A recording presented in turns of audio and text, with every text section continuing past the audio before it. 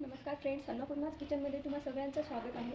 तर चला मग आज आपण पाहूयात अळशी, ह्याला जवस पण म्हणते. अळशीची चटणी कसं करायचं बघूयात. आहे सुकं खोबरं त्याला भाजून घ्यायचं, आणि हे मोहरी, जिरे आणि हे अळशी आणि हे मीठ, मिरची, हळद त्यासाठी, आणि लसूण टाकून घ्यायचं. त्यासाठी आपण अगोदर जवसेला तव्यावर भाजून घेऊयात चांगलं. जरासं तेल टाकून अळशीला भाजून घ्यायचं. तेल टाकून जवसेला भाजून घ्यायचं. अळशी पूर्णपणे भाजलेली आहे, ती तव्यावर तडतडत आहे, म्हणजे ती परफेक्ट रीतीने भाजलेली आहे. तर मी ते एका प्लेटमध्ये काढून घेते आहे. भाजून झाल्यावर त्याच तव्यावर पुन्हा हे सुकं खोबरं जरासं भाजून घ्यायचं. लालसर, थोडंसं लालसर होईपर्यंत त्याला भाजून घ्यायचं.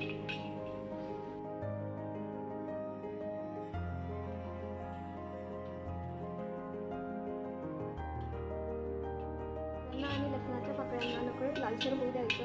मग थोडंसं भाजून झाल्यावर त्यांना काढून द्यायचं.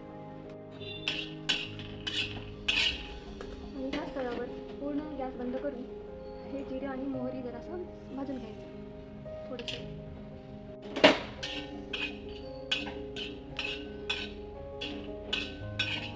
तेव्हा जिरे आणि मोहरी पण चांगल्या पद्धतीने भाजून झालं तर मी त्याच प्लेटमध्ये काढून घेते. अळशी मिक्सरच्या भांड्यामध्ये टाकून घ्यायचं ग्राइंड करण्यासाठी, चटणी बनवण्यासाठी. अळशी भांड्यामध्ये टाकून घ्यायचं. भाजलेलं जिरं, मोहरी आणि खोबरा मी या ग्राइंडरमध्ये टाकले आहे. त्यासोबत त्याच्यामध्ये लाल मिरची, मीठ आणि हळद पण टाकून द्यायचं. मी इथे मीठ 2 चमचे घेतली आहे, 1 छोटा चमच मीठ घेतली आहे, 2 चमच मिरची घेतली आहे, आणि हळद अर्धा चमच घेतले. ह्यामध्ये टाकून द्यायचं. मी ह्याला मिक्सरमध्ये ग्राइंड करून घेत आहे. ते पहा, अशा पद्धतीने जाडसर मी चटणी ग्राइंड करून घेतली आहे मिक्सरच्या भांड्यामध्ये. मग याला मी फोडणी देते. तुम्हाला जसं खायचं तसं खाऊ शकता. फोडणी न देता पण खायलाही चविष्ट लागेल चटणी. अर्धा माप तेल टाकून घ्यायचं. त्यामध्ये जराशे जिरे टाकायचं. फोडणीसाठी मी इथे जराशे जिरे घालते तेलामध्ये. जिऱ्यांना तेलामध्ये तडतडू द्यायचं. जिरे तडतडल्यावर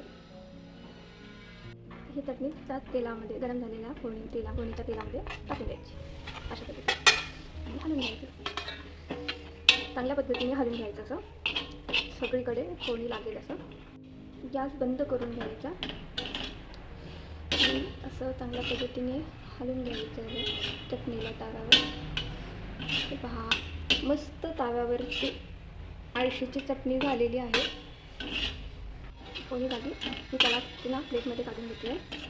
तुम्ही हे कशासोबतही चपातीसोबत, रोटीसोबत खाऊ शकता. मस्त लागेल त्याच्यासोबत. कधी भाजीला काही नसेल ना तर ही चटणी मस्त खायला चविष्ट लागेल तुम्हाला. ही रेसिपी आवडली असेल तर अन्नपूर्णा चॅनलला सबस्क्राईब करा, लाईक करा, शेअर करा.